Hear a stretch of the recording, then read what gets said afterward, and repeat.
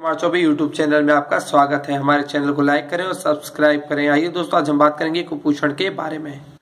कुपोषण 5 वर्ष से कम उम्र के बच्चों में कुपोषण अत्यधिक होने की संभावना होती है। कुपोषण कहलाता क्या है? जन्म से लेकर मृत्यु तक हमारे शरीर को प्रतिदिन कार्यों के लिए, शरीर के बढ़ने रखरखाव के लिए, रोगों से बचाव के लिए ऊर्जा तथा शक्ति की आवश्यकता होती है, जो हमारे भोजन में रहने वाले भोज्य पदार्थ पोषक तत्वों द्वारा प्रदान किया जाता है। यदि हमारे भोजन में उपरोक्त कार्यों की पूर्ति करने वाले पोषक तत्वों की कमी हो जाती है तो इससे होने वाले लक्षण कहलाते हैं कुपोषण। कुपोषण के कारण की हम बात करते हैं। जन्म के तुरंत बाद बच्चे का मां का पीला गाढ़ा दूध, जिसे सीख या कोलेस्ट्रॉल होता है, उसे ना देना। 6 माह तक केवल स्तनपान ना कराना। उम्र के अनुसार सही तरीके से उचित आहार ना देना। बार बार दस्त लगना व बीमार का होना।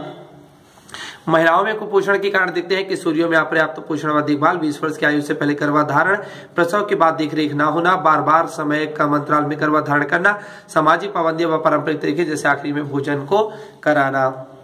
कुपोषण के प्रकार की बात हम करते हैं। कम वजन। यदि किसी बच्चे का वजन उसकी उम्र, वायु व लिंग के आधार से स्टैंडर्ड से कम है तो कुपोषण के प्रकार के अंतर्गत आता है। वेस्टिंग दुबलापन। जब व्यक्ति दुबला पतला लंबा होता है तो उसे वेस्टिंग दुबलापन कहा जाता है। स्टर्निंग ठिगनापन, अर्थात जब व्यक्ति की लंबाई उसकी आयु से कम हो तो वो स्टर्निंग कहलाता है। जैसे कि हम डायग्राम में देखेंगे। पहले आपको जो बच्चे का डायग्राम दिख रहा है वो सामान्य वाली है। कम वजन वाले कुपोषण का डायग्राम में यदि हम वेस्टिंग की बात करेंगे तो बच्चे के हाथ पांव लंबे तथा वह दुबला होगा। पर हम स्टंटिंग की बात करेंगे तो यहाँ के बच्चे का जो कद काठी होगी वो कमजोर होगा व ठिगना होगा। अब हम देखते हैं गंभीर कुपोषण तथा मध्यम कुपोषण के बारे में। तो वेस्टिंग दुबलापन को 2 श्रेणियों में रखा गया है। पहला है गंभीर कुपोषण, जिसे हम सैम कहेंगे।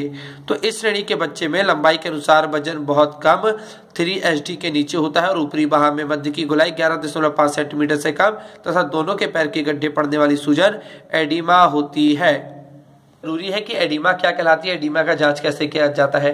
जब व्यक्ति कुपोषित होता है, उसके शरीर में प्रोटीन्स की कमी पाई जाती है तो उससे एडिमा नामक बीमारी पाई जाती है, जो कि टिश्यूज में इकट्ठा हो जाता है एक तरल पदार्थ।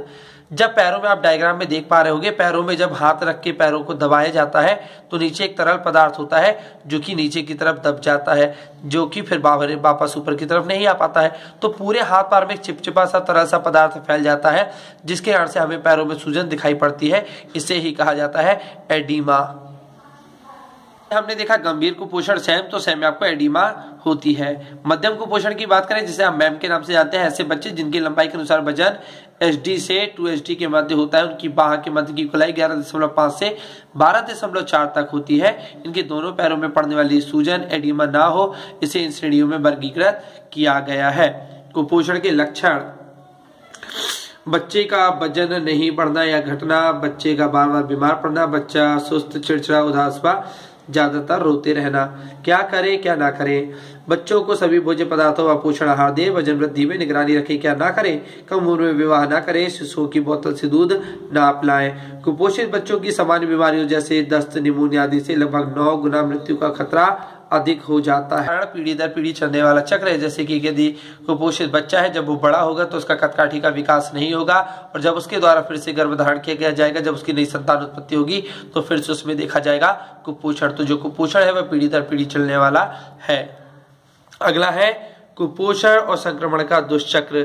जब व्यक्ति कुपोषित होगा, अपर्याप्त आहार लेगा तो उसका वजन नहीं बढ़ेगा, वृद्धि में कमी होगी, प्रतिरोधकता क्षमता कम हो जाएगी, संक्रमित होने की संभावनाएं बढ़ जाएंगी। इससे उसको बार बार बीमारियां होंगी और बच्चे में कुपोषण का दुष्चक्र हमेशा के लिए चलता रहेगा। कुपोषण के दौरान एडिमा की जांच की जाती है। तो एडिमा की जांच हम पहले भी बात कर चुके हैं, आपको देखना पड़ेगा एडिमा की जांच में किस तरीके से कार्य किया जाता है।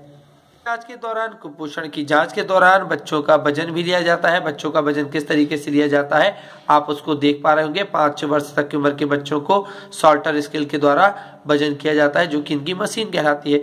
गलत तरीका, सही तरीका, आपको सभी तरीके सामने दिखाए गए हैं। आपको देखना है किस तरीके से बच्चों की जाँच की जाती है, किस तरीके से उनका वजन लिया जाता है। कुपोषण किस तरीके से वृद्धि व विकास में बाधित करता है वो हम देखें। कुपोषित बच्चे को जल्दी ही बीमार लग जाती है। कुपोषित बच्चे का दिमाग अच्छे से नहीं बढ़ता, वह पढ़ नहीं पाता है। कुपोषित बच्चा बड़ा होकर कम कमाई करेगा, वो बहुत ज्यादा आपके शारीरिक रूप से स्ट्रांग नहीं हो पाएगा। उसे बार बार चिकित्सा की जरूरत होगी, उपचार की जरूरत होगी तथा वो बहुत ज्यादा पैसा खर्च होगा। कुपोषित बालिका तो कुपोषित माँ और कुपोषित बच्चा, हमारा पूरा समाज एक समय बाद क्या हो जाएगा? कुपोषित। तो कुपोषण से हमें अपने समाज को बचाना है।